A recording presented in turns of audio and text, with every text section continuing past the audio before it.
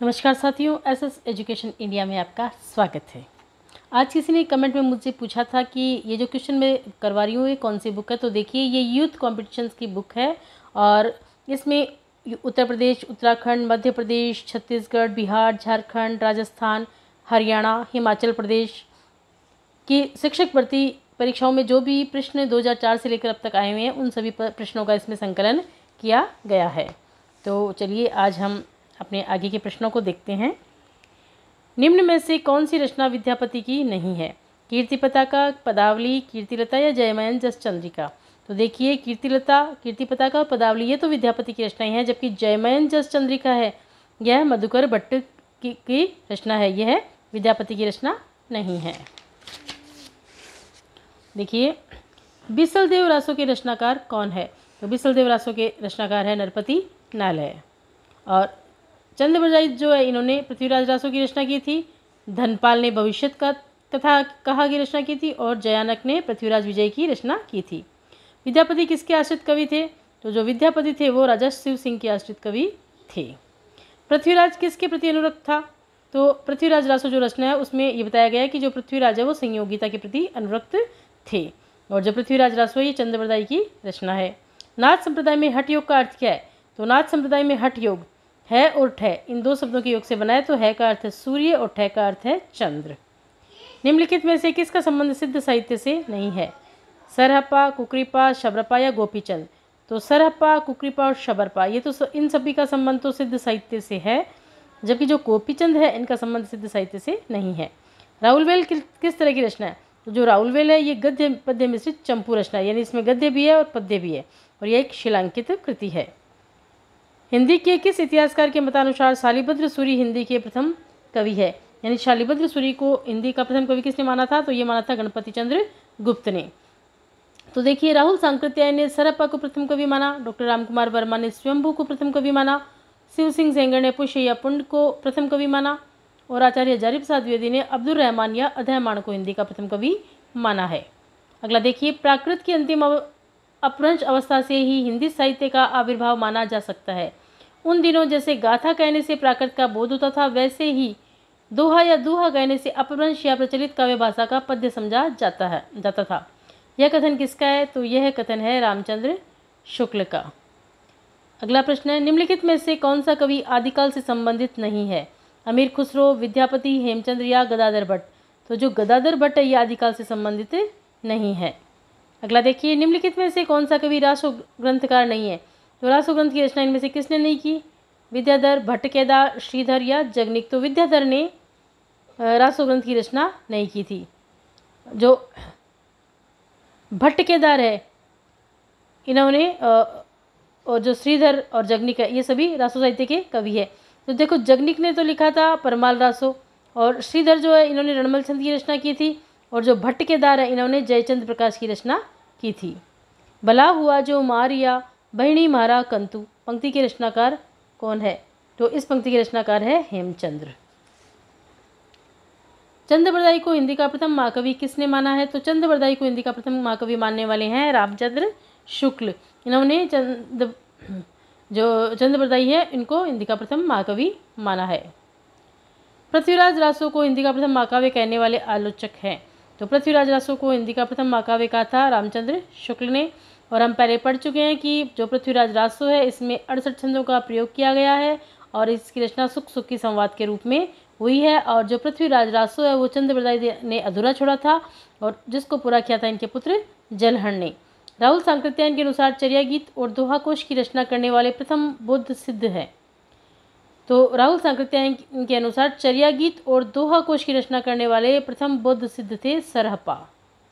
और सरहप्पा को सरोजवज्र, राहुल भद्र आदि नामों से भी जाना जाता है।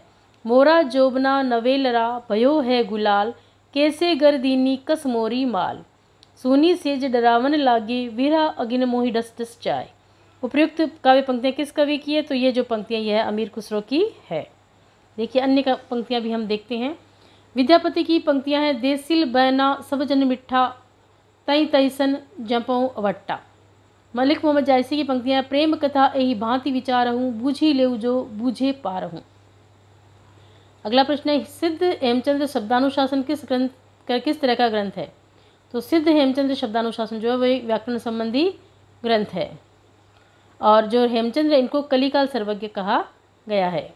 रचनाकाल के अनुसार निम्नलिखित कवियों का सही अनुक्रम है। तो रचनाकाल की दृष्टि से देखिए, जो सही क्रम है सरहप्पा, लुइपा, पुष्पदंत और अध्ययन। सरहप्पा का समय था 7वीं 8वीं शती, लुइपा का समय था 8वीं शती, पुष्पदंत का समय था 10वीं शती और अध्ययन का समय था 12वीं शती। सिद्धों से संबंधित रामचंद्र शुक्ल के कौन से कथन सही है? तो देखिए, सिद्धों से संबंधित रामचंद्र शुक्ल का कथन है, वज्रयान में आकर महासुखवाद का प्रवर्तन हुआ, और सिद्धों का साहित्य शुद्ध साहित्य के अंतर्गत नहीं आता। तो ये जो कथन है यह दोनों सही है।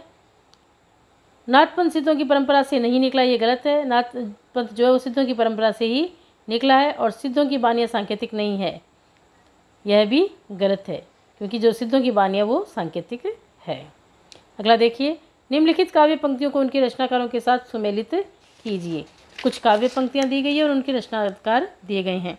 तो देखिए, पंडिय असल सत बखाणई, देहई बुद्ध बसंत न जानई, ये पंक्ति है सरहप्पा की।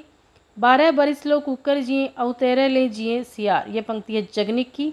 बड़ कौशल तुअ राधे किनल कन्हाई लोचन आधे, यह पंक्ति है विद्यापति की। जाति ओछा पाति ओछा ओछा जन्मू हमारा, यह पंक्ति है रैदास की। कालक्रम की दृष्टि से निम्नलिखित रचनाकारों का सही अनुक्रम है। तो कालक्रम की जो दृष्टि है उससे सरहप्पा, पुष्पदंत, अध्ययन और हेमचंद्र, इनका सही क्रम है। देखिए, सरहप्पा का काल था 769 ईस्वी, पुष्पदंत का काल था 10वीं शती, अध्ययन का काल था 12वीं शती और हेमचंद्र का काल था 12वीं शती। अगला प्रश्न है, यंद्री का लड़बड़ा, जीभा का फूहड़ा, काछ का जति, मुख का सती, जो सतपुरुष उत्तमो कथी। गोरखनाथ की दृष्टि से सच्चा साधक वही है।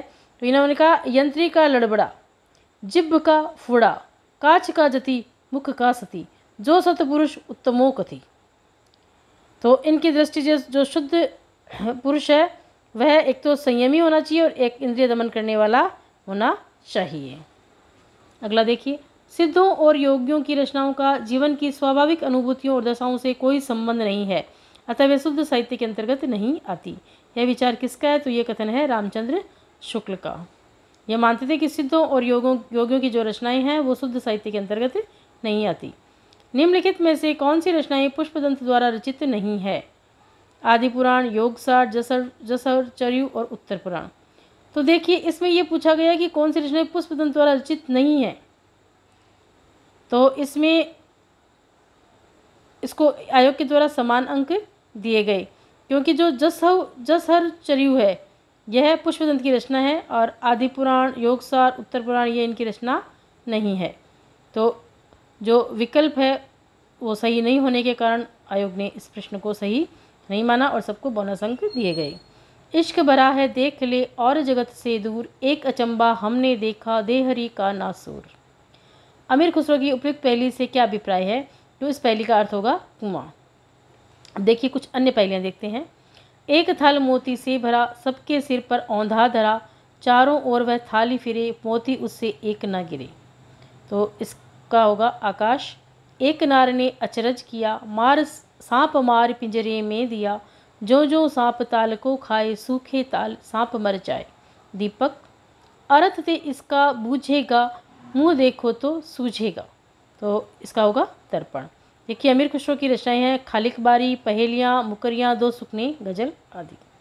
तो आज अपने प्रश्नों को यहीं विराम देते हैं। अगले वीडियो में अगले प्रश्नों को देखेंगे, और अगर आपको मेरा ये प्रयास पसंद आता है तो प्लीज़ मेरे चैनल को लाइक एंड सब्सक्राइब कीजिए। धन्यवाद।